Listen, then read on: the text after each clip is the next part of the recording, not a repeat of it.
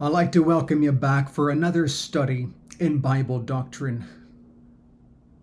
In our previous study, I introduced you to an 18th century Baptist theologian named John Gill.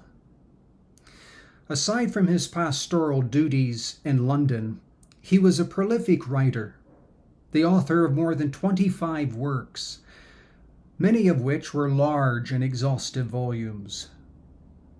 Of these works, there are 4 which I recommended you should have and of which you should make frequent use.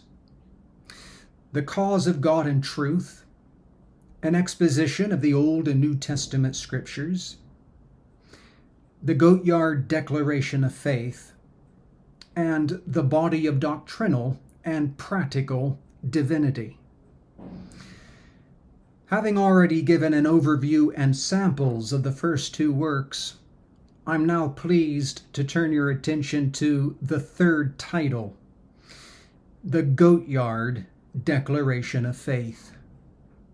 Now, due to the historical significance of this confessional statement, which has been largely overlooked by the vast majority of historians, I'll be speaking about this document for the next 2 studies. And for this study, I'd like to provide a historical backdrop that we might understand why Gill's declaration happens to be one of the most influential confessional statements among the particular Baptists. However, before giving to you my thoughts on the subject, allow me to make reference to George Ella's superb biography on the life and legacy of John Gill. He dedicates an entire chapter to the Goatyard Declaration, and he also provides a historic backdrop. However, his backdrop focuses almost entirely upon the social, political, and religious issues that were in circulation during the time Gill wrote his declaration. It's a fascinating read, and I highly recommend you obtain a copy of this book and study it out. Having said that, he doesn't provide as much information on the broader context of Hyper-Calvinism and how it emerged during the 17th and 18th centuries. Nor, for the purpose of these studies, does he go into much detail on how Gill's declaration influenced the particular Baptist churches of succeeding centuries. I therefore wish to fill in some of these blanks, at least from my perspective on the subject. To that end, I have prepared a time chart which maps out the various branches of the particular Baptists, both in England and America. The history of the English particular Baptists is listed on the right side of the notes, and the history of the American particular Baptists is listed on the left side of the notes. I'd like to begin with the origin of the particular Baptists, both in England and America. We may trace it to the first half of the 17th century. The English particular Baptists organized their first church in the year 1633, with those in America around the year 1638. However, we must not think of these groups as a single denomination of particular Baptists. Although they subscribed to similar teachings, they did not share exact teachings, nor did they experience the same measure of growth simultaneously. They existed in separate continents, encountering their own set of controversies, and therefore they developed and expanded within their own unique contexts. I must mention from the outset that the particular Baptists in both places started out by subscribing to 17th century Hyper-Calvinism. 17th century Hyper-Calvinism is a system of teaching revolving around a threefold covenantal framework, which makes saving faith a duty imposed upon unregenerate sinners, the preaching of the gospel an offer to unregenerate sinners, and the Ten Commandments a rule of conduct for the believer's life. These teachings were represented by the 1689 Baptist Confession of Faith, a document, of course, which was endorsed in that year by the English particular Baptists. However, it took the American particular Baptists another 50 years before they formally endorsed the 1689 Confession, represented by the Philadelphia Association, which met in 1742. Although both groups, generally speaking, subscribed to the same set of teachings espoused by the 1689 Confession, it was the English particular Baptists who drew it up and first endorsed it, while the American particular Baptists adapted and adopted it around 50 years later. Let me now turn to the doctrinal reforms and refinements. It was at that time, in the year 1742, when the Philadelphia Association met, that John Gill, the pastor of the Goatyard Chapel in London, was becoming one of the most respected and well-known pastors of his day. He, together with many of his ministerial peers, not only among the particular Baptists, but also those belonging to the Church of England and the Congregationalists and the Independents, they introduced a series of reforms to 17th century Hyper-Calvinism. These reforms may be called 18th century Hyper-Calvinism. In essence, the threefold covenantal framework of 17th century Hyper-Calvinism was replaced with a twofold covenantal framework. Accordingly, based on this twofold covenantal framework, saving faith was no longer understood to be a duty imposed upon the unregenerate, but rather a gift and privilege imparted to the regenerate. The free offer of the gospel came to be viewed as a mechanism for proselyting sinners, and therefore it was urged the gospel must be preached, which they viewed as true evangelism, rather than offered, which became viewed as mere proselyting. And it was also understood the Ten Commandments as a rule of conduct for the believer's life leaned more towards a legal sanctification. And therefore it was urged the believer is governed by the gospel through spiritual sanctification. The believer is under the law of Christ rather than the law of Moses or the Ten Commandments. Now, these views took root among the English particular Baptists during the first half of the 18th century, and then among the American Particular Baptists during the second half of the 18th century.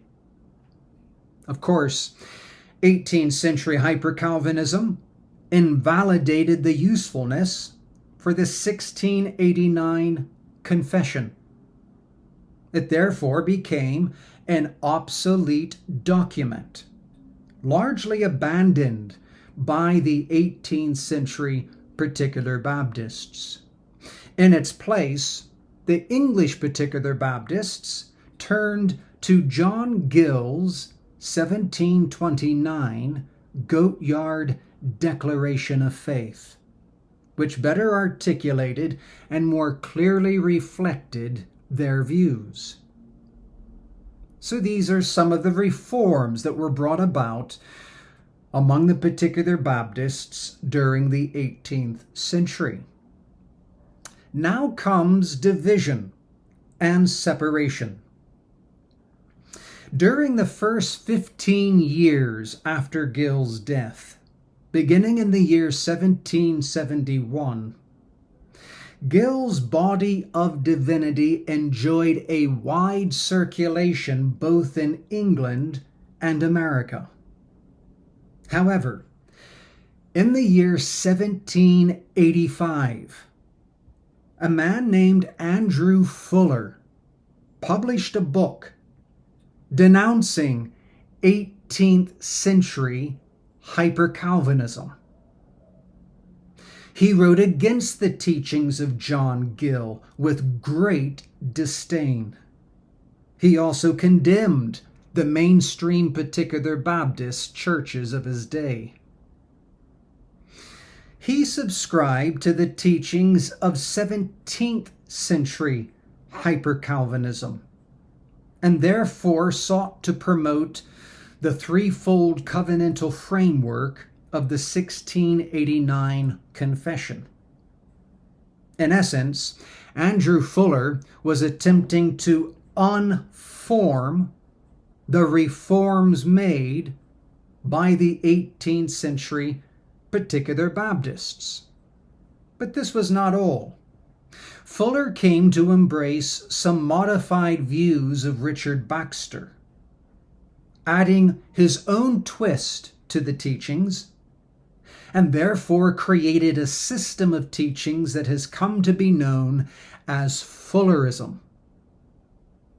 Of course, pure 17th century Hyper-Calvinism rejected the teachings of Richard Baxter, and certainly would have not commended the views of Andrew Fuller. But the two sets of modified teachings were merged together at the tail end of the 18th century, and it is that which is called Fullerism. This new divinity divided the Particular Baptist churches in England. The congregations which clung to the teachings represented by John Gill became known as Gillites, or simply as Hyper-Calvinists, subscribing to the 1729 Goat Yard Declaration, whereas the churches which adopted the teachings of Andrew Fuller became known as Fullerites, or moderate Calvinists, subscribing to the 1689 Confession. Now, it wasn't long before the shock waves of the Fullerite revolution, or earthquake, were felt on the other side of the Atlantic. Around 50 years after the English Particular Baptists divided, during the 1830s, the same separation occurred among the Particular Baptists in America. Those who remained true to the teachings represented by John Gill were called Old School Baptists, on account that they represented the mainstream view leading up to the separation.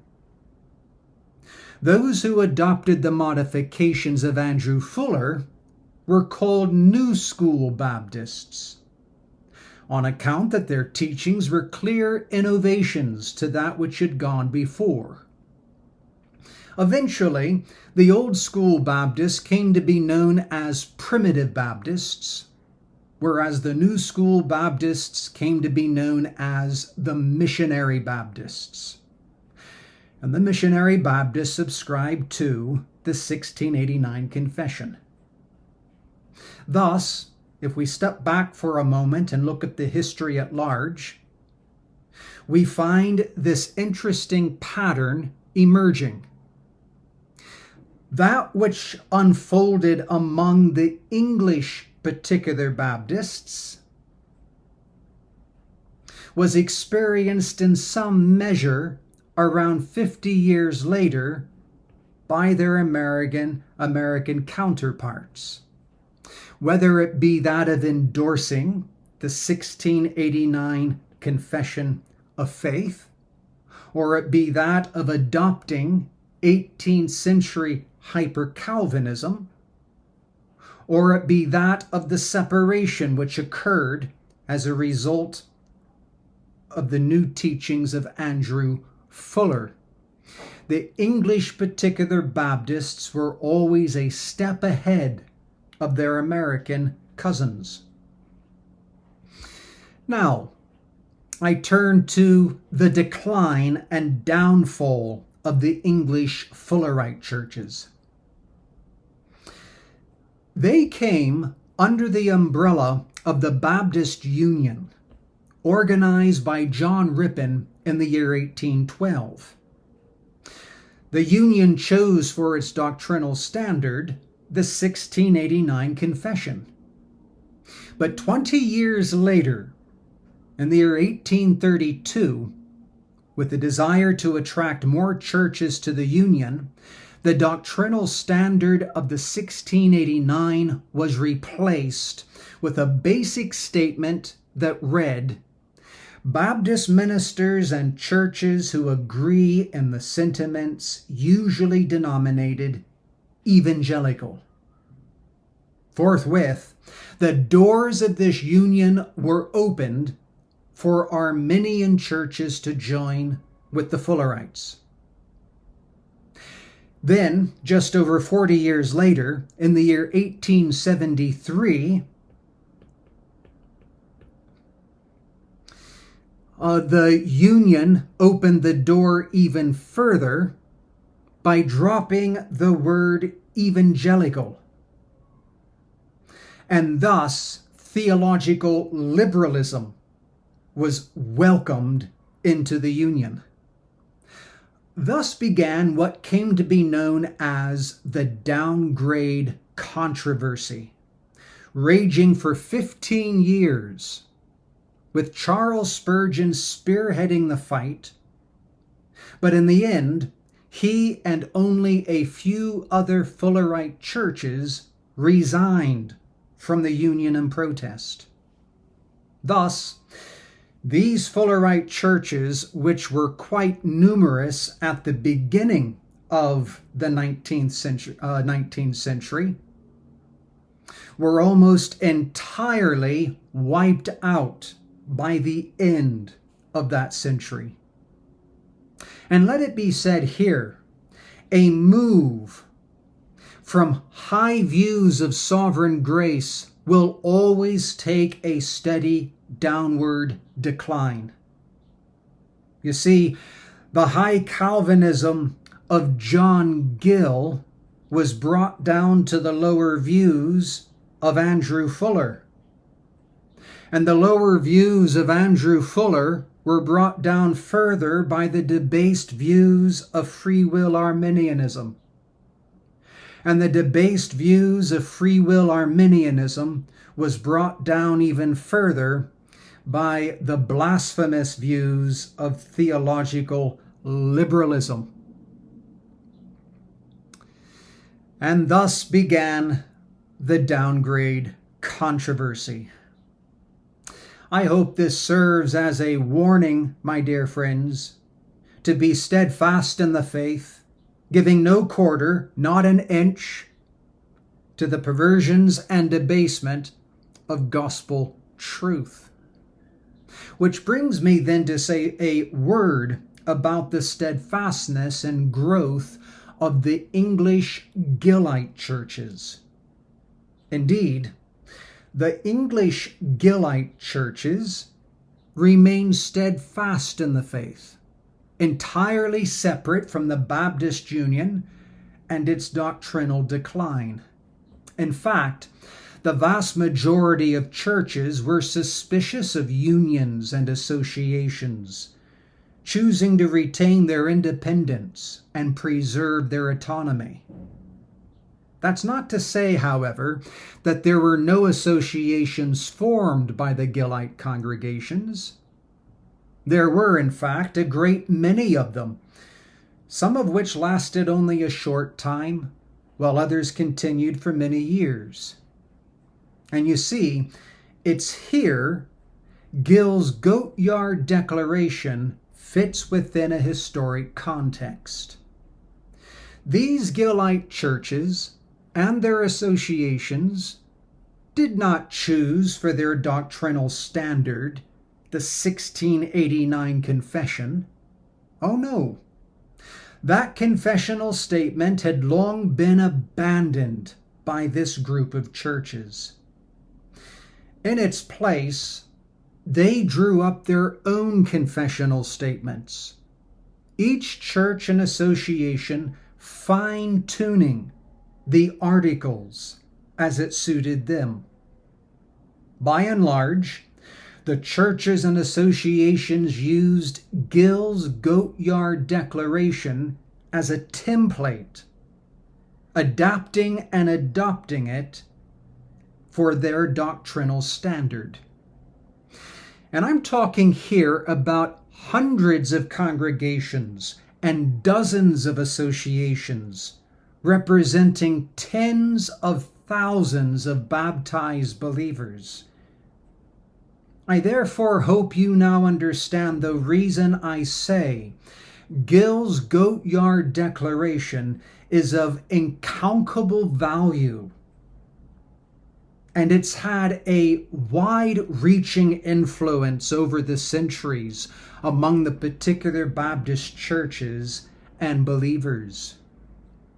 So that's the growth and steadfastness of the Gillite churches during the 18th century.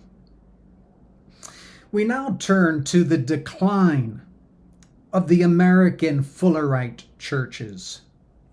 Otherwise known as the Missionary Baptists, they did not suffer decline at the same rate as their English counterparts, but many of them did shift towards Arminianism and liberalism.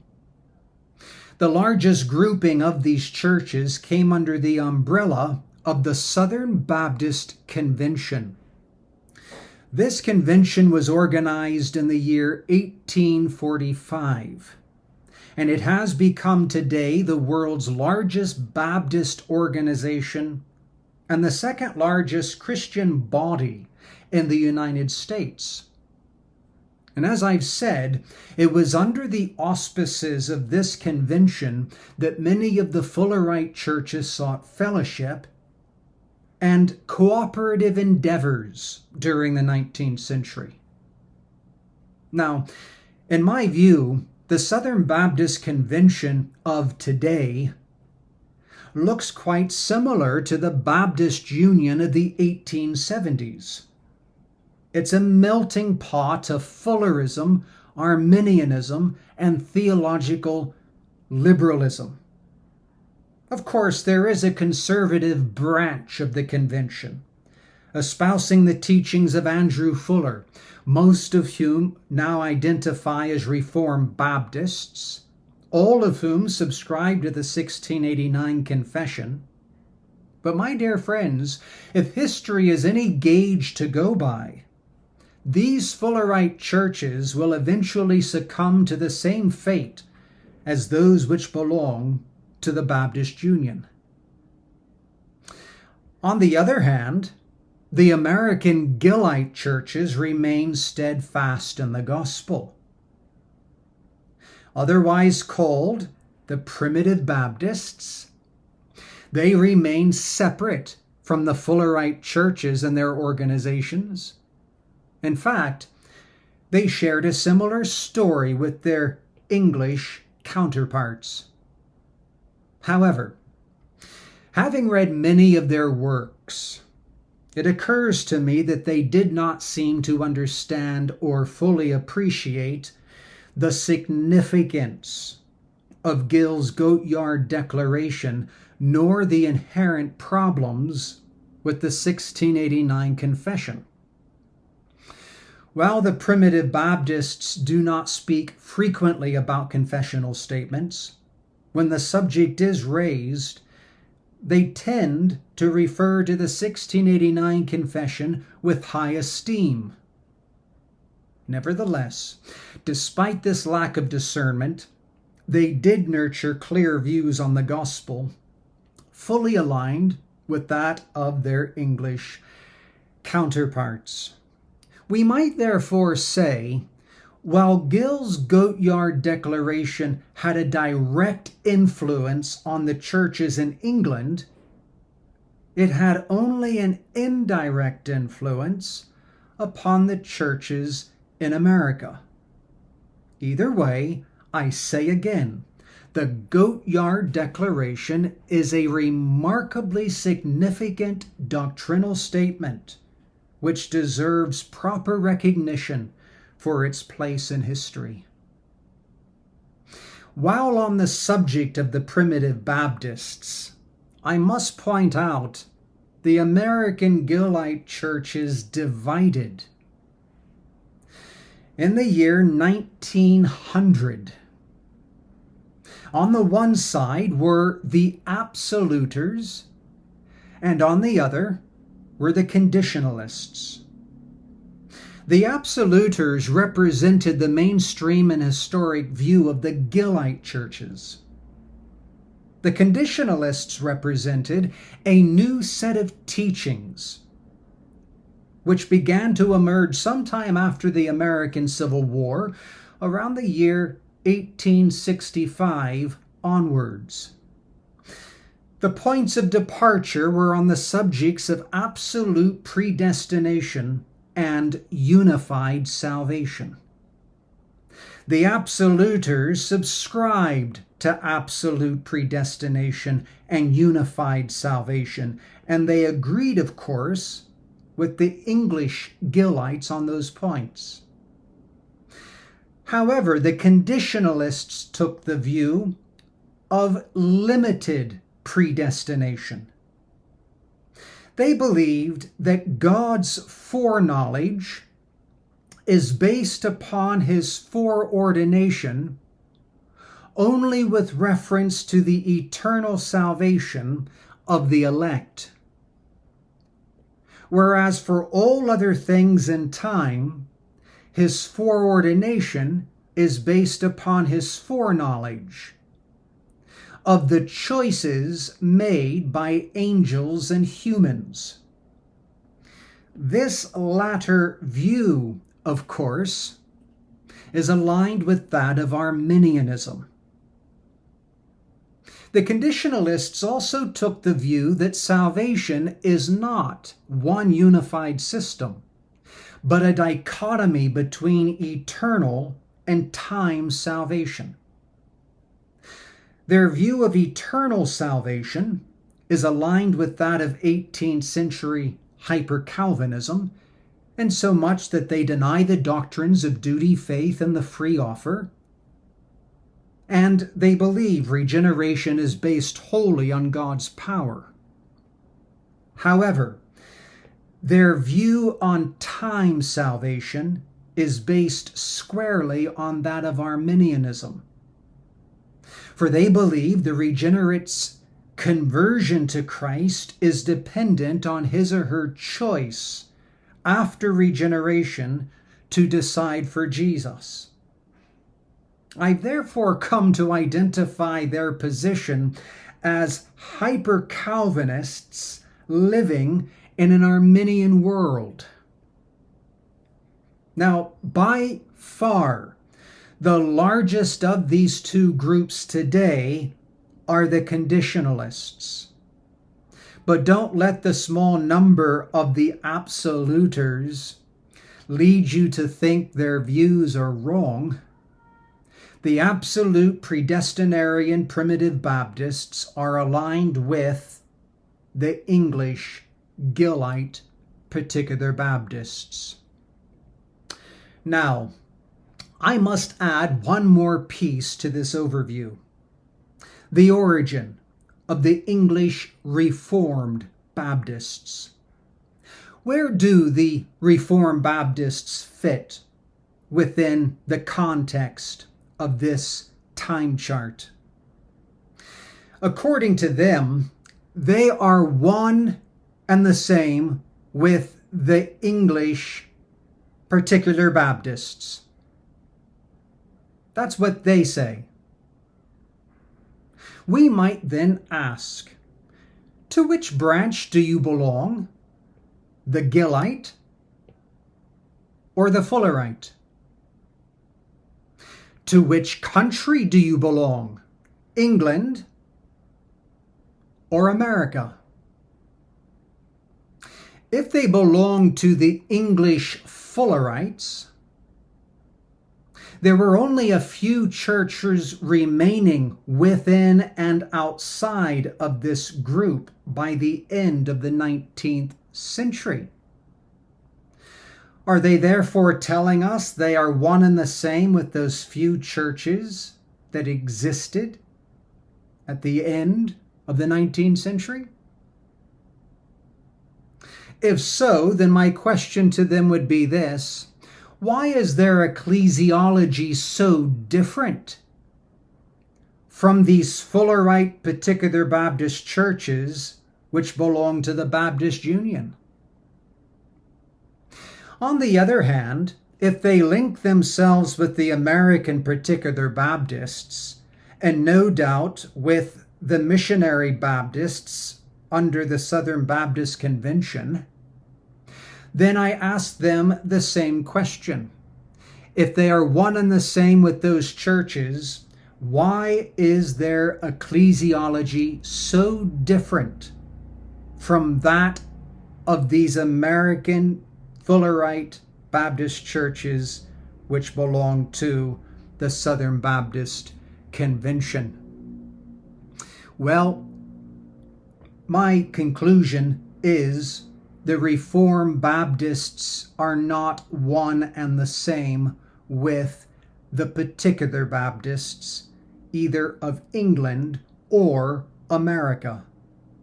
They emerged as an entirely new group during the 1950s, after which they then infiltrated and took over these historic groups of the particular Baptists.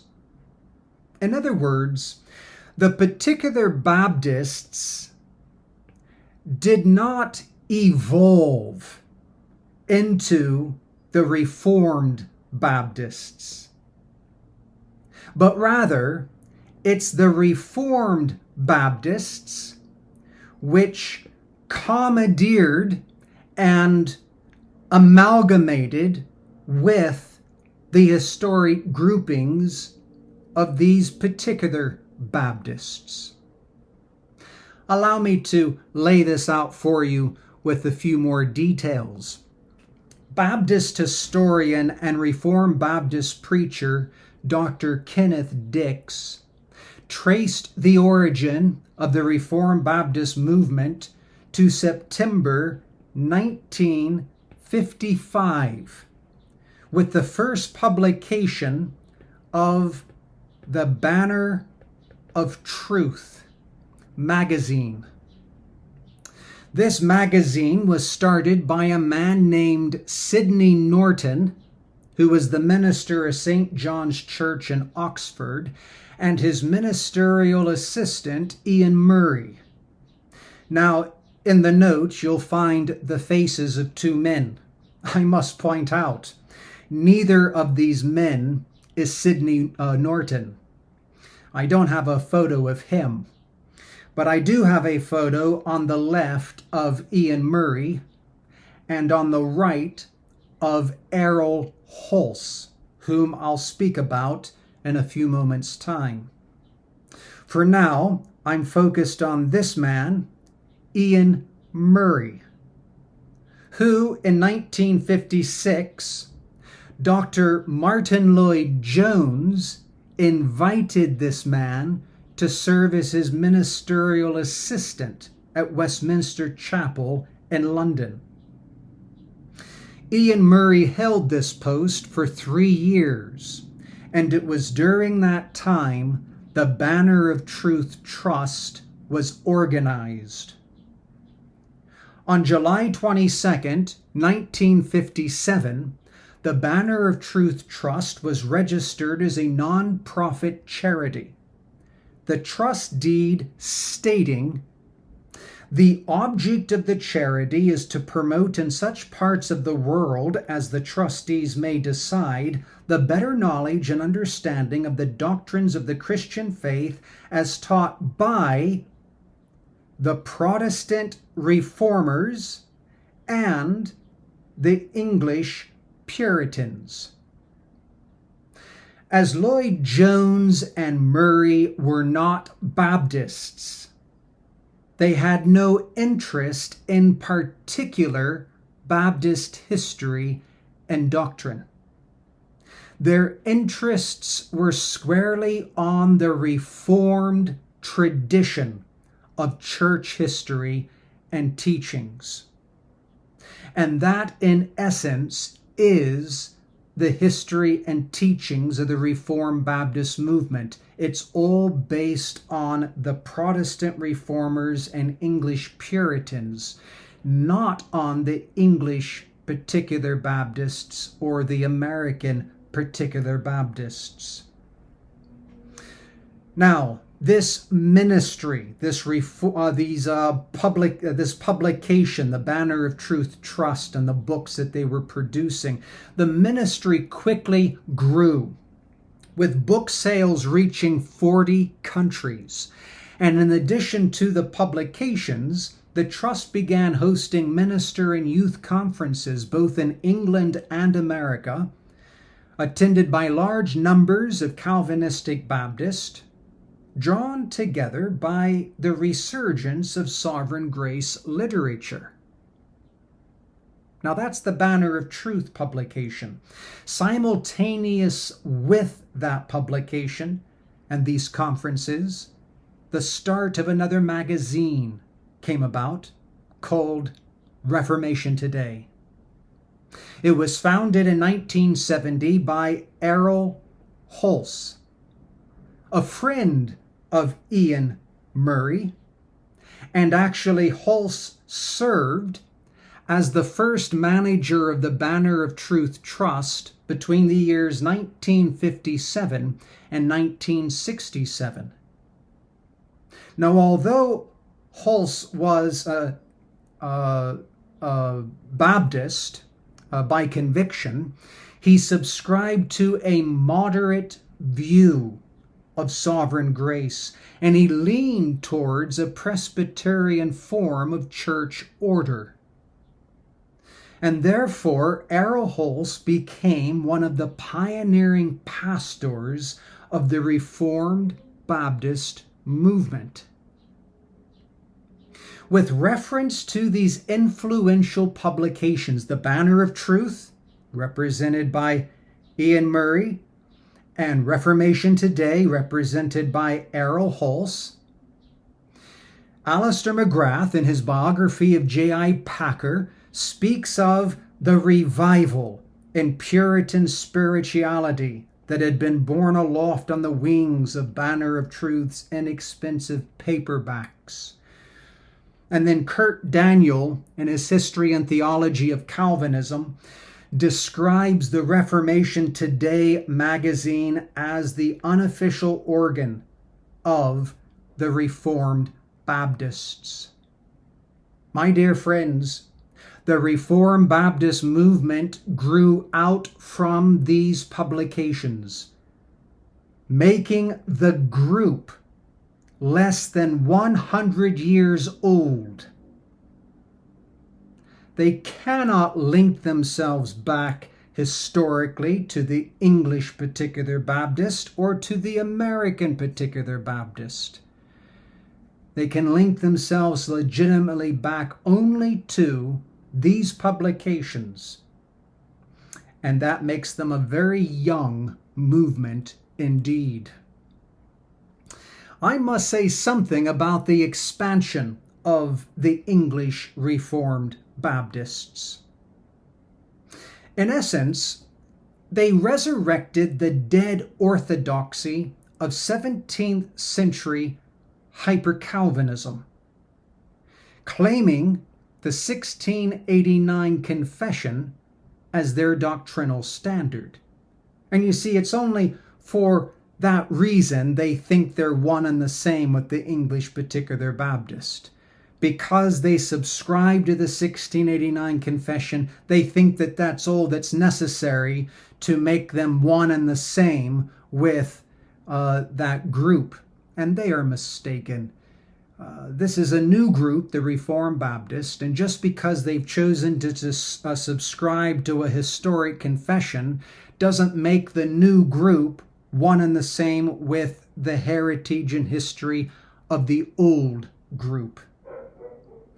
But coming back to the teachings of the Reformed Baptist, not only did they subscribe to 17th century Hyper-Calvinism, most, and eventually I would say all, came to subscribe to Fullerism, the modified views of Richard Baxter and Andrew Fuller.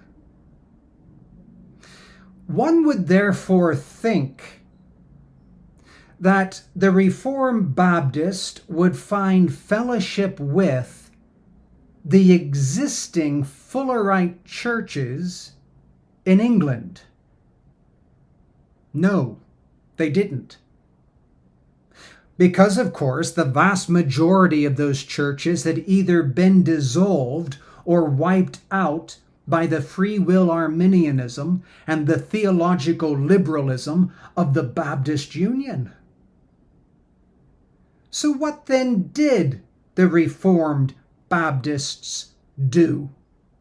Did they go into the highways and the byways preaching their gospel in order to make converts and organize new churches? No.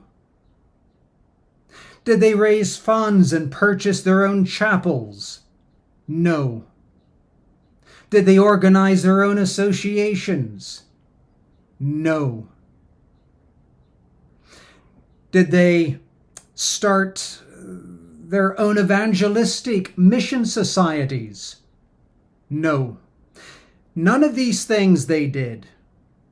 Rather, they eyed out the Gillite churches and chapels and associations and evangelistic mission societies. They searched for openings and vulnerabilities that they might swoop in and take over these historic places of worship and gospel ministries. I'll give you a couple of examples. In London, for instance, they infiltrated the Metropolitan Association of Strict Baptist Churches. This was a Gillite association, spearheaded by a pastor named David Crumpton. He was the first pastor, actually, of the church that I pastored for 20 years in London. And this association was organized in 1871. I believe there were 22, maybe 23 churches that signed up to the association in the first year. And the doctrinal basis for this association was 18th century Hyper-Calvinism.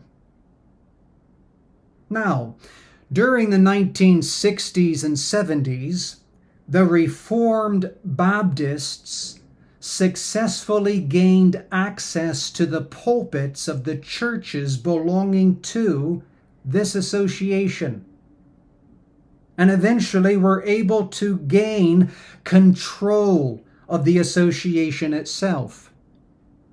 They replaced its 18th century Hyper-Calvinism with Fullerism and changed the name from Strict Baptist to Grace Baptist.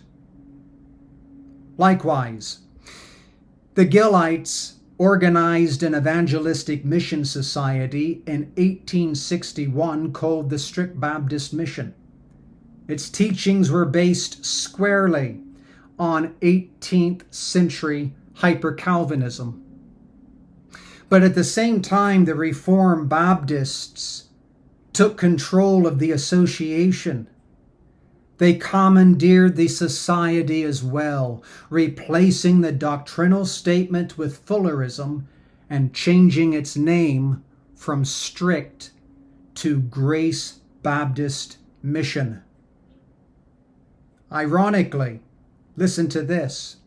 One of the constituting rules of this association was that if a church subscribed to the doctrine of duty faith, it would be expelled from its membership. Well, the only churches which now belong to the association are those which subscribe to the doctrine of duty faith. They are all Reformed Baptists. Tell me, my dear friends, how can the Reformed Baptists be the heirs of an association and her churches, which precludes them from membership in the association? In Philippians chapter 3, the Apostle Paul warned the brethren to beware of the concision. The concision were the Judaizing proselyters who were on a mission to convert the Lord's people to their own law religion. Well, might I say, in this day and time, beware of the Reformed Baptists. They are the modern day proselyters, and no less legalistic in their Pharisaic idolatry, seeking to steal away the Lord's people to their cause. What about the origin and expansion of the American Reformed Baptists? Well, during the 1960s, a Banner of Truth office was opened in Carlisle, Pennsylvania. Thus, just as the English particular Baptists migrated to America in the 17th century, so the English Reformed Baptist migrated to America during the 20th century. They are two different groups, obviously. But how interesting, both began in England and expanded to America. Eventually, the Reformed Baptists in America infiltrated the Southern Baptist Convention, turning the existing Fullerite churches, along with some Arminian churches, to their newfangled ideology. Okay, let me now tie up the loose ends. While the English Fullerite churches faded into obscurity during the first half of the 20th century, the English Reformed Baptists emerged as a separate group during the 1950s. They were able to advance their cause by taking over the existing churches, associations, and mission societies of the Gillite churches. They extended their cause to America during the 1960s, at which time they merged with the Fullerite churches belonging to the Southern Baptist Convention. So, in a nutshell, That is a historic overview of the English Fullerite Particular Baptists, the American Fullerite Particular Baptists, and the modern-day Reformed Baptist movement. Let's take a look for a moment at the Primitive Baptists. They continued as a single group for the first 50 to 70 years after their split from the Missionary Baptists. But then, in the year 1900, the church is divided between the conditionalists and the absoluters. In the beginning, the absoluters outnumbered the conditionalists. But over the course of the last 100 years, the tables have been turned.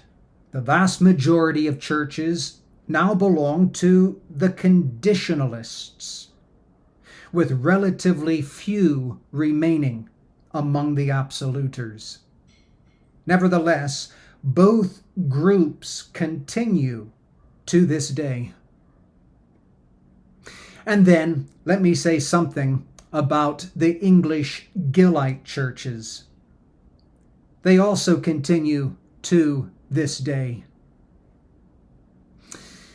But they have suffered a serious decline in numbers and influence.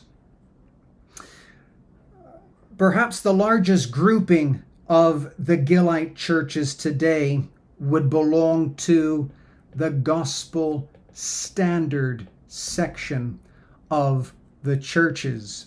There's around 75 chapels, I believe, which remain connected with the Gospel Standard. The attendance of most of these chapels is in single digits. There's then probably around 20 more chapels, but they are all independent churches. They're not connected to any union or association or denomination.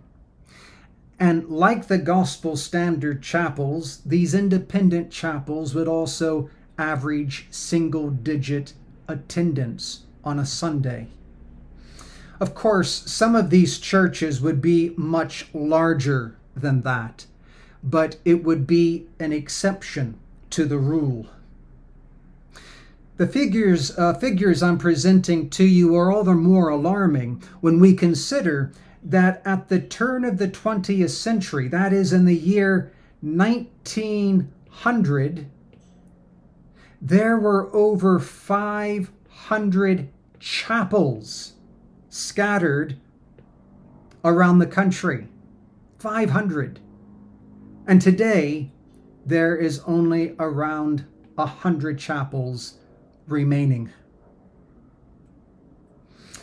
And we must therefore, I believe, ask the important question: what is the cause for this decline? If you look to the Arminians and the Fullerites for an answer, they will have you believe it's the 18th century Hyper-Calvinism that has killed the churches. That, of course, fits into their narrative on what they will have you believe concerning 18th century Hyper-Calvinism. They love to tell people that Hyper-Calvinism kills evangelism and kills churches. So this decline serves their narrative quite well. But my dear friend, 18th century Hyper-Calvinism is not the cause for the decline of the Gillite churches. After all, these churches came into existence and thrived for many years under the teachings of 18th century Hyper-Calvinism. 18th century Hyper-Calvinism didn't kill these churches, it organized these churches. These churches, as I've said, came into existence under that teaching. So the teachings are not the problem. there must be other reasons for the decline. And I believe there are a number of contributing factors. And I'm going to highlight some of them for you, and I have only enough time to say a few things about each reason. First, many of the churches organized themselves into associations. By doing so, they inevitably sacrificed their independence and autonomy. While the repercussions were not immediately felt in the lifetime of the churches that organized those associations, yet the succeeding generations have certainly paid the price. History, my friend, confirms that associations always lead to the watering down of doctrine and the abdication of church autonomy.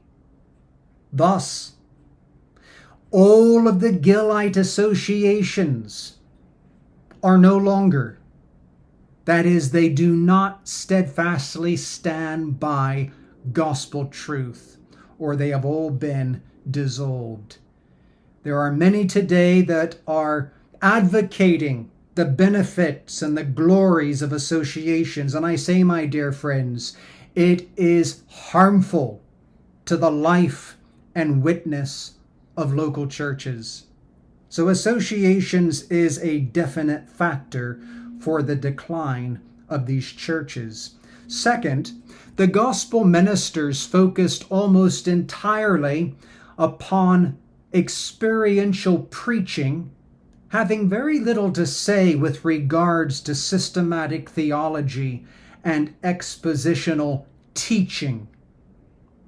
You see, their concern was on the heart and the Spirit's work of grace in the soul. They would therefore speak at great length about the type of experiences the Lord's people encounter as they walk with Him, most of which is quite subjective.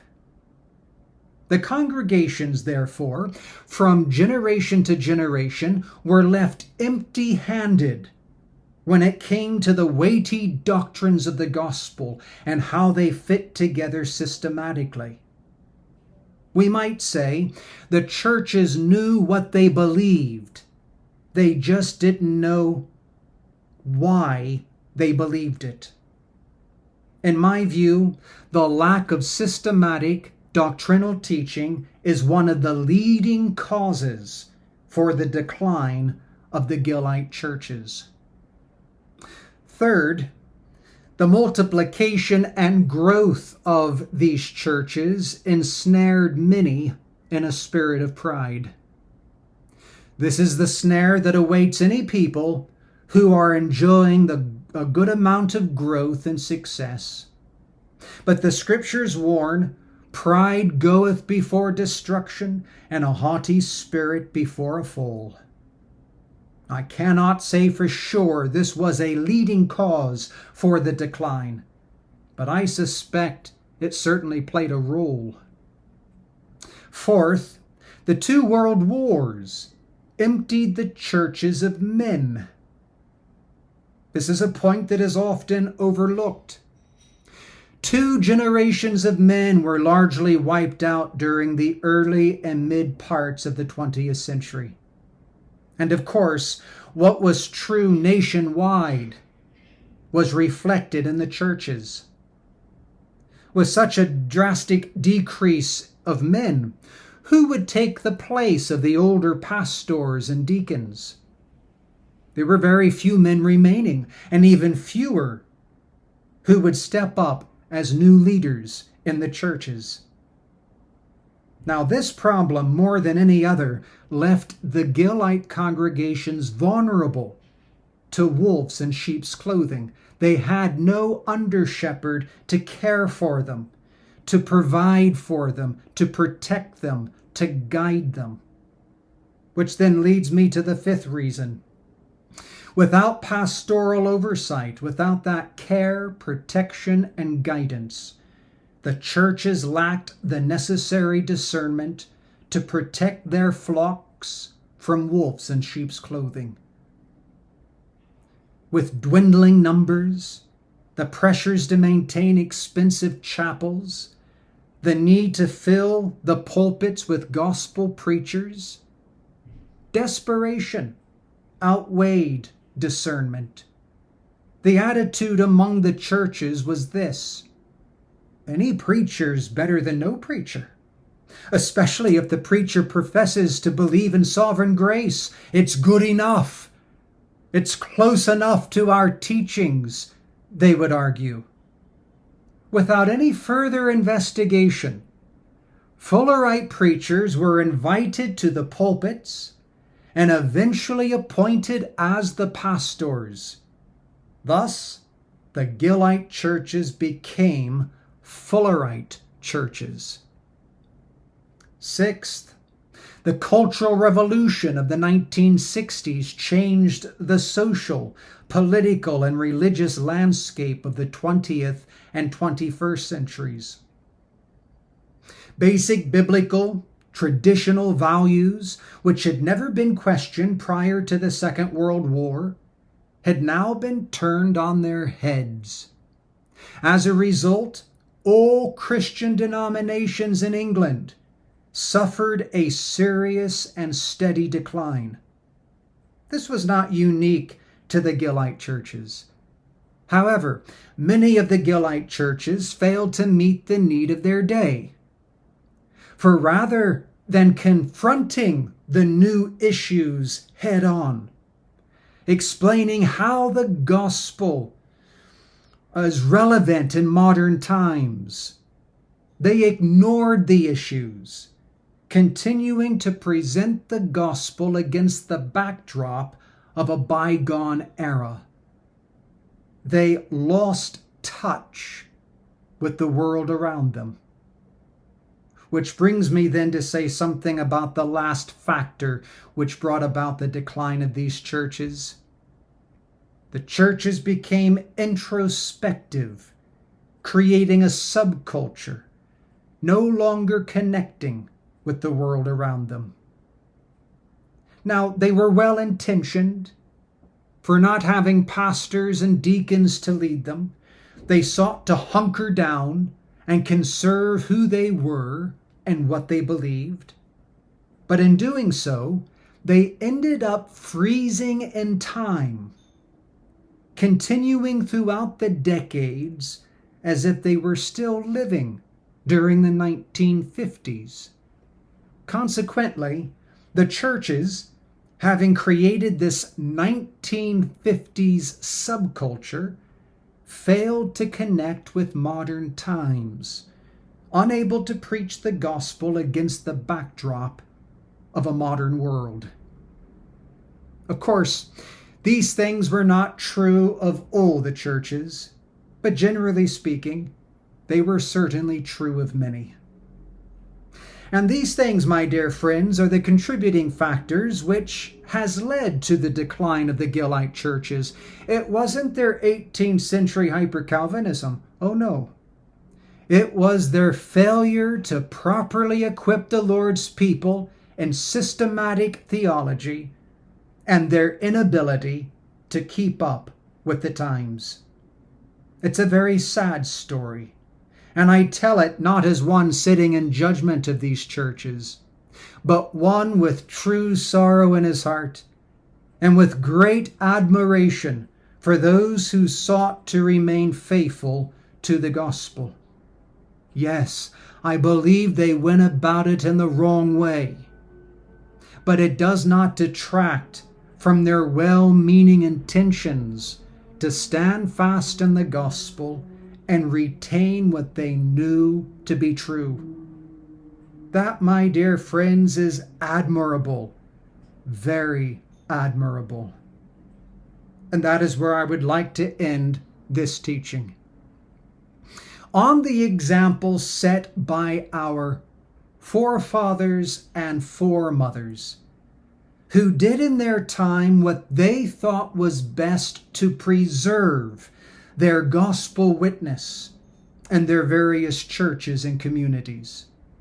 And so now I ask you in a final application, how is it with you, my dear friend?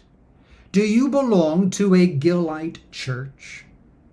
If so, do you recognize that you enjoy membership in that church because of these faithful forefathers and foremothers who sought to preserve for you a pure gospel witness? And in light of that, how are you seeking to preserve that same gospel witness within your church and community? Preserve. Much more than that, my friend. How are you seeking to promote and preach that same gospel witness within your church and community? It is not a decline of the Gillite churches I want to leave with you, but the growth and continuance and multiplication of the Gillite churches. Just a few years ago, a new Gillite particular Baptist church was organized in England. 6 years ago, a new Gillite particular Baptist church was organized in the Philippines. A year before that, another Gillite particular Baptist church was organized in the Philippines.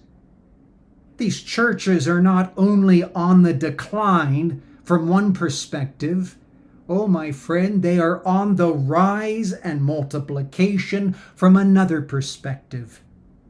And may God therefore grant to us the same spirit as those who went before us, but with a larger vision to make known the glories of the gospel in a modern context that sets forth Christ and his saving work as relevant today as that of yesterday and forever. May the Lord bless that to us and make us a blessing of his gospel to others.